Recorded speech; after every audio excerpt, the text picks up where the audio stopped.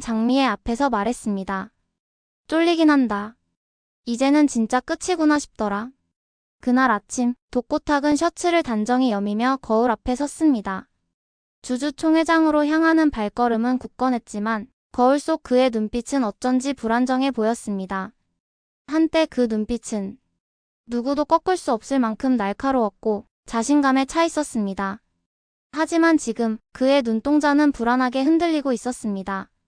신라주조의 위기는 어쩌면 예상되어 있었습니다. 마광숙이 이끄는 독수리 술도가는 각종 막걸리 품평회에서 연이어 1등을 차지했습니다. 지방자치단체와 협약까지 맺으며 약진하자 독고탁의 자존심엔 금이 가기 시작했습니다. 그는 단순한 경쟁을 참지 못하는 사람이었습니다.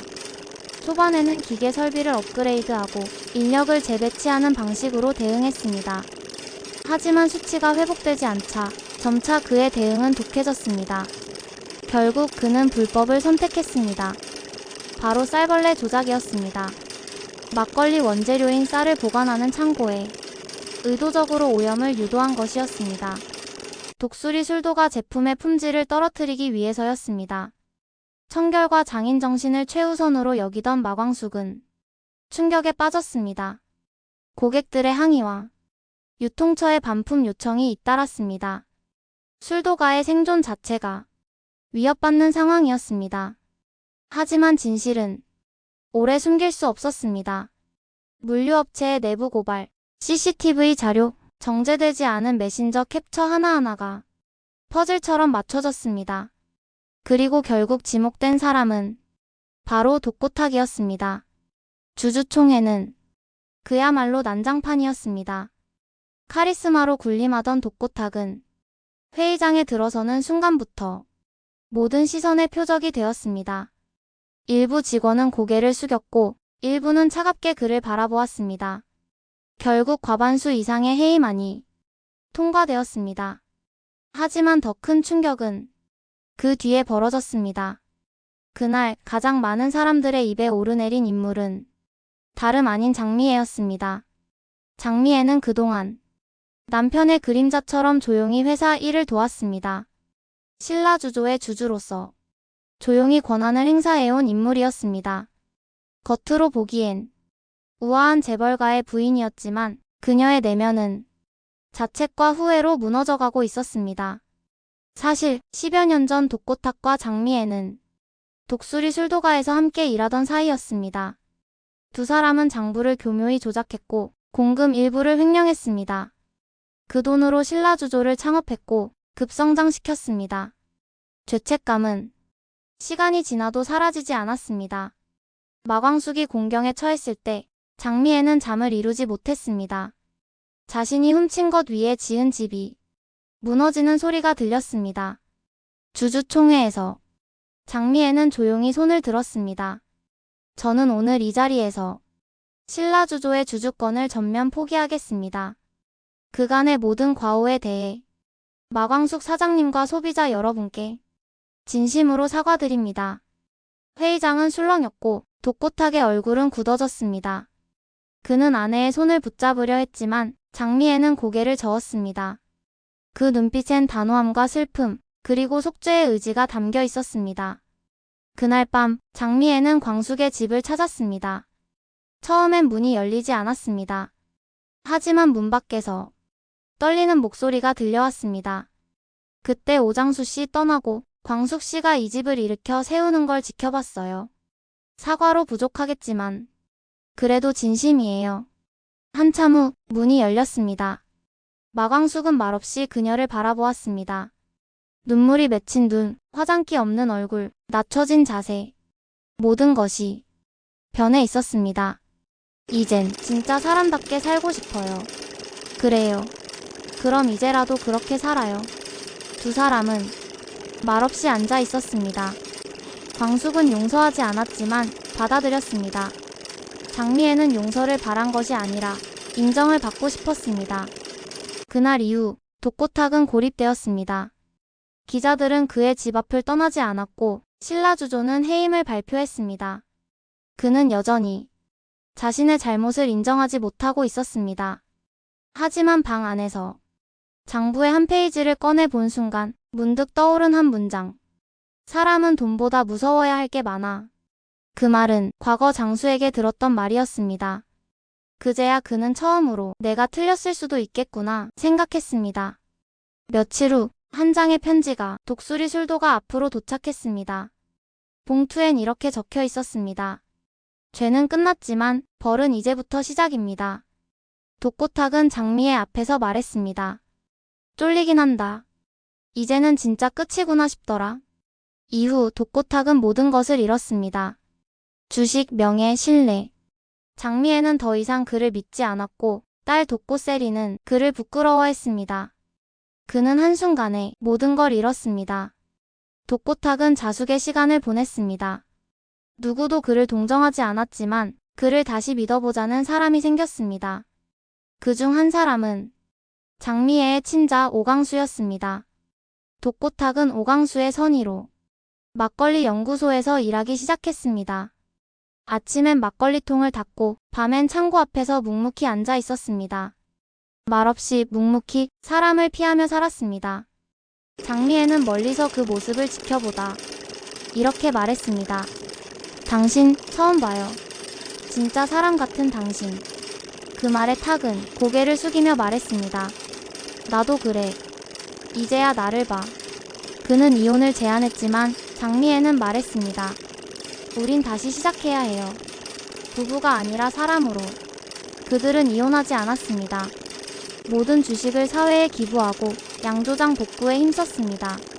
이제 그는 혼자가 아니었습니다.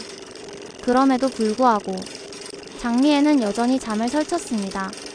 주식 기부 후에도 매달 신라주조에서 날아오는 법적 서류들, 노골적인 언론의 시선들, 그녀의 삶은 여전히 구겨진 신문지 같았습니다. 하지만 적어도 한 가지, 그녀는 다시 숨을 쉴 수 있었습니다. 독고탁이 침묵을 선택했기 때문입니다. 예전 같으면 책임을 회피하거나 변명을 늘어놨을 사람이 이제는 자청에서 막걸리통을 닫고 직원 식당에서 설거지를 도맡고 있었습니다. 그 모습을 조용히 지켜보던 광숙은 말했습니다. 사람 참 희한하지. 밉다가도 눈빛 하나 바뀌면 또 괜찮아 보이고. 어느 날 광숙이 물었습니다. 그렇게 변하니까 좋아요? 탁은 고개를 저었습니다. 좋진 않아. 하루하루 부끄럽고 좀 괴롭기도 해. 근데 말이야, 처음이야. 사람한테 미안하단 감정 느껴보는 거. 그 말에 광숙은 처음으로 그에게 미소를 지었습니다. 사람은 누구나 실수합니다. 하지만 그 실수를 마주하는 용기, 그것이 그 사람의 진짜 얼굴입니다. 이게 다 내 손으로 만든 덫이었구먼. 탁은 어느 날 창고 벽에 기대어 그렇게 중얼거렸습니다.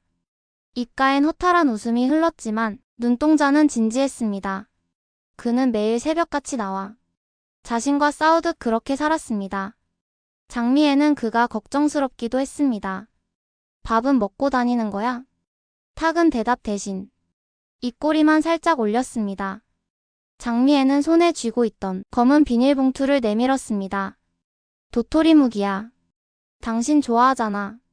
탁은 묵직한 그 봉투를 받아들고 천천히 고개를 끄덕였습니다. 나 아직 당신한테 미안해. 아주 많이. 그 말에 장미애는 처음으로 웃었습니다. 그 웃음은 날카로운 여자가 아닌 어느새 늙어가는 사람이 미소였습니다. 장미애는 사업 파트너이자 동반자로 다시 그의 옆에 섰습니다. 작은 성당 안에서 탁과 미애는 말없이 손을 맞잡고 약속했습니다.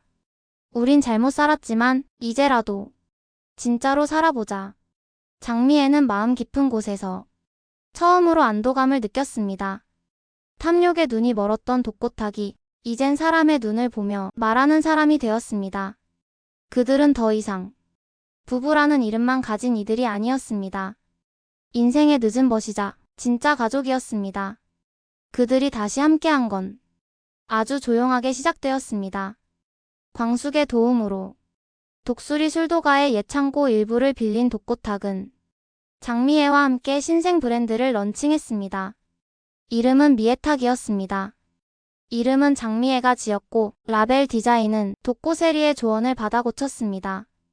장미애의 애와 탁주의 탁을 합친 이름이자 이제는 사랑이 담긴 막걸리라는 뜻도 담고 있었습니다. 내 이름이 들어간 술이라니 부끄럽다. 이름이 아니라 마음을 담는 거야. 이젠 그런 술을 팔고 싶어. 미에탁의 특징은 작은 배려였습니다. 노인 고객에겐 소용량, 당뇨인을 위한 저당 막걸리, 시각장애인을 위한 점자 라벨까지 포함했습니다. 미에탁의 첫 병은 탁과 장미애가 함께 직접 담갔습니다. 그날 밤 탁은 조심스럽게 병을 세탁기에 문질러 닦으며 혼잣말처럼 말했습니다. 이 병 하나하나가 다 내 죄 같아. 그래도 닦다 보면 언젠가는 사라지지 않을까 싶어. 장미애는 그런 그의 등을 토닥였습니다. 죄는 못 지워도 이제는 사랑은 담을 수 있겠지. 이전의 독고탁이라면 상상도 못할 배려심이었습니다. 이제 그는 막걸리를 만드는 손보다 사람을 이해하는 눈이 먼저 움직이는 사람이 되어가고 있었습니다. 이후 미에탁은 예상치 못한 반응을 얻기 시작했습니다. 지역 요양병원 납품, 동네 경로당 이벤트 협찬, 어린이날엔 무알콜 전통 막걸리 체험 키트까지 진행했습니다. 마광숙은 쓴웃음을 지으며 말했습니다. 이 인간들 장사엔 진심이네. 진작 이렇게 살았으면 얼마나 좋았겠어. 미에탁의 유통을 돕는 고자동은 초반에 독고탁을 믿지 않았습니다. 사람 고쳐 쓰는 거 아니라는 말, 내가 해본 말이요. 하지만 시간이 흐르자 고자동은 조금씩 마음을 열기 시작했습니다. 막걸리 탱크 청소를 탁이 맨몸으로 하던 날, 자신 대신 욕먹고도 말없이 웃어넘기던 모습을 보며 그는 조용히 말했습니다. 이번엔 진짜로 바뀐 건가 보오. 또한 공주실 역시 장미애에게 처음으로 반찬을 싸서 보냈습니다. 그녀답지 않게 메모도 적었습니다. 내 딸 속 안 썩이면 그걸로 됐소. 사람답게만 살게. 서로. 장미애는 그 쪽지를 곱게 접어 탁과 함께 쓰는 주방 수납장 안 가장 깊은 서랍에 넣었습니다. 독고세리는 처음엔 아버지의 변화가 믿기지 않았습니다. 한때 자신을 도구처럼 여겼던 남자, 사업을 위해서라면 결혼도 통제하려 들었던 아버지를 어떻게 쉽게 용서할 수 있었겠습니까? 하지만 어느 날 세리는 시장에서 한 아주머니의 말을 들었습니다. 그 양반 요즘 별일이야. 손수레 끌고 할매들한테 막걸리 나눠주는 거 봤어? 예전엔 눈도 안 마주쳤던 양반이. 세리는 그 말을 듣고 말없이 미에탁에 들렀습니다. 그리고 한참을 바라보다 조용히 말했습니다. 아빠, 사람이 바뀌긴 하나 봐요. 그날 이후 세리는 미에탁의 포장 디자인을 맡기 시작했습니다. 우리 아빠 요즘 감성파야. 감성으로 가야 돼요. 서툴지만 따뜻한 협업이었습니다. 탁은 아무 말 없이 고개를 끄덕였습니다. 그리고 딸의 머리 위에 손을 얹었습니다. 어색한 손길이었습니다. 그러나 그 순간 세리는 처음으로 그 손길을 피하지 않았습니다. 장미애와 독고탁은 여전히 서툴렀습니다. 매일 같이 싸우기도 했습니다. 술맛이 짜다는 둥, 포장 박스가 싸구려 같다는 둥. 하지만 그들은 이제 서로를 의심하지 않았습니다. 내가 틀렸으면 미안하다고 하면 돼. 우리가 예전에 못했던 거 이젠 조금씩 하자. 말 그렇게 쉽게 하지 마. 당신 말 한마디에 내가 얼마나 무너졌었는데. 그래서 이젠 말보다 손으로 하잖아. 내가 닦고 담고 붙이고 있잖아. 그 말에 장미애는 웃으며 술병 라벨을 붙였습니다. 그래, 당신도 사람은 되는구나. 어느 날 한동석 회장은 독고탁에게 정중히 제안했습니다. 이제 진짜로 잘 살아봅시다. 사람답게. 저희 호텔 F&B에 미에탁 막걸리 MOU를 제안합니다. 탁은 말없이 고개를 끄덕였습니다. 그리고 그 밤 장미애에게 말했습니다. 난 이제 돈을 쥔 사장이 아니라 당신이랑 같이 나이 드는 게 꿈이야. 장미애는 독고탁의 눈을 보며 고개를 끄덕였습니다. 그리고 그 밤 두 사람은 서로의 손을 놓지 않은 채 오래도록 이야기했습니다. 이제 인생의 마지막 장을 사람답게 써 내려가기 위해서입니다. 그리고 다시 봄날입니다. 세리와 범수 사이에서 태어난 보미는 1살이 되었습니다. 한이는 언니가 되어가는 중이고 세리는 다시 디자이너로 복귀할 준비를 하고 있습니다. 범수는 여전히 불안한 꿈을 꾸지만 잠든 세리의 손을 꼭 잡고 일어납니다. 장미애는 이제 더 이상 세리의 선택을 걱정하지 않습니다. 그리고 마광숙은 독고탁을 향해 이렇게 말했습니다. 당신 이제 막걸리 좀 만들 줄 아는구먼. 네. 사람한테 미안한 술은 이제 안 담그겠습니다. 장미애는 그 모습을 지켜보며 한마디 남겼습니다. 이제야 진짜 가족이 뭔지 조금은 알겠네요. 그 무렵 독고세리는 아이 둘을 키우느라 정신이 없었습니다. 한이는 유치원 적응 중 혼란을 겪고 있었고 보미는 낮잠과 밤잠이 엉켜 울음을 멈추지 않았습니다. 세리는 이유 없는 분노와 눈물을 반복했고 자신을 돌아볼 시간조차 없이 무너지고 있었습니다. 그런 그녀에게 범수가 커다란 박스 하나를 내밀었습니다. 이거 뭐야? 그냥 네가 웃었으면 좋겠어서. 상자 안에는 옛날 두 사람이 주고받던 손편지, 데이트 때 찍은 인화사진, 그리고 그들이 처음 동거를 시작했을 때 샀던 오래된 머그잔이 담겨 있었습니다. 범수는 요즘 우울해 보이는 세리가 옛날에 행복했던 순간들을 떠올리며 다시 마음의 평화와 행복을 찾기를 바랐습니다. 하지만 평온은 길지 않았습니다. 나영은이 떠난 줄 알았던 그 동네에 다시 나타났다는 소문이 돌았습니다. 그녀는 아무 말 없이 작은 아동센터에서 자원봉사를 하고 있었고 사람들에게 밝게 인사하며 적응해가고 있었습니다. 장미애는 분노했습니다. 세리는 무너질 듯 불안해졌습니다. 엄마, 그 여자 다시 뭘 하려고 저러는 걸까? 넌 그 여자 쳐다보지도 마. 마음만 병 들어. 하지만 오범수는 다른 반응이었습니다. 그는 어느 날 우연히 나영은과 마주치고 말았습니다. 한이는 잘 지내죠? 그래. 밝게 웃어. 당신이 그 애에게 주지 못했던 것들 세리가 다 해주고 있어. 나영은은 조용히 고개를 끄덕였습니다. 그 말을 들으니까 마음이 놓이네요. 정말로 떠날 거라면 이번엔 아무 말 없이 떠나요. 말없이 웃었습니다. 그 웃음은 한때 사랑했고 이제는 떠나야 할 사람의 미소였습니다. 한편 오강수는 한봄과의 관계를 정리 중이었습니다. 한봄은 외국 유학 제안을 받았습니다. 서울 본사의 기획팀으로 스카웃된 것이었습니다. 당신이 장미애 씨 아들이라는 게 알려졌대. 그래서 회사에서 조금 애매한 분위기야. 강수는 말없이 듣고만 있었습니다. 그는 이제 자신의 뿌리가 누구든 관계없이 자신만의 길을 찾고 싶었습니다. 나 장흥수 어르신이 날 키워줬고 오영재랑 어깨 부딪히며 살았고 지금은 당신 덕분에 살아있는 것 같아. 그러니까 나도 한 번쯤 내가 누군지 스스로 증명하고 싶어. 두 사람은 당분간 떨어져 지내기로 했습니다. 하지만 그것은 이별이 아니라 서로를 위한 응원의 선택이었습니다. 고자동은 새벽마다 납품 차량에 미애탕 막걸리를 싣고 지옥부는 출산 후 다이어트 겸 동네 어르신들에게 막걸리 준바를 무료로 가르쳤습니다. 마광숙은 미애탁의 점자 라벨 아이디어를 확대해 장애인 전용 양조 체험 교실을 준비 중이었고 장미애는 조용히 그 일정을 챙기고 있었습니다. 그리고 그날 독고탁은 처음으로 대중 앞에 서게 되었습니다. 지역 막걸리 축제의 초대 연설자로. 처음에는 많은 사람들이 반발했습니다. 하지만 장미애가 말했습니다. 죄는 끝났지만 벌은 살아있는 한 이어져야 합니다. 그리고 그 벌을 견디겠다고 말하는 사람에겐 무대 하나쯤 내줄 수 있어야 하지 않을까요? 그리고 그날 무대 위에서 탁은 조용히 말을 시작했습니다. 마이크조차 제대로 잡지 못하고 떨리는 손으로 말했습니다. 저는 독고탁입니다. 이 자리에서 이렇게 말씀드리는 게 부끄럽고 무섭습니다. 하지만 이제는 피하고 싶지 않습니다.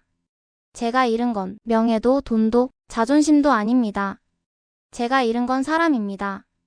그리고 제가 되찾고 싶은 것도 사람입니다. 그 말에 객석은 조용히 숙연해졌습니다.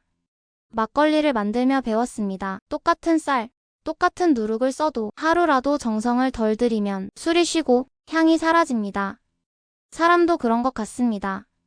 하루라도 마음을 안 주면 관계는 쉬어갑니다. 그래서 이제 매일 정성을 담는 사람으로 살겠습니다. 그 순간 장미애는 눈을 감았습니다. 그는 바뀌었다고 말하지 않았습니다. 단지 바뀌고 싶다고 말했을 뿐이었습니다. 그날 이후 그는 생애 처음으로 자서전을 쓰기로 했습니다. 출판이 목적이 아니었습니다. 누가 읽어주길 바라는 것도 아니었습니다. 그저 자신에게 남기는 유서 같았습니다. 말로는 끝내 표현할 수 없었던 참회의 마음을 종이에 옮겨야만 조금은 덜 외로울 것 같았던 밤이었습니다. 그는 다시 펜을 들고 썼습니다.